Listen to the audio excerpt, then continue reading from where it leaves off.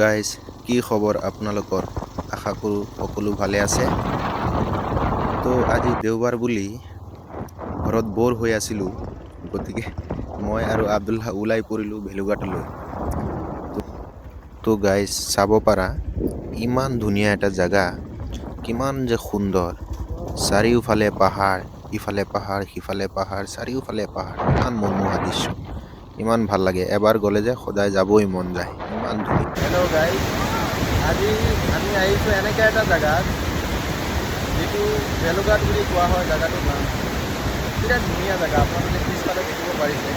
ভিউজটো ইমান ধুনীয়া, মানে মজা, বেলেগেই মজা। চাওক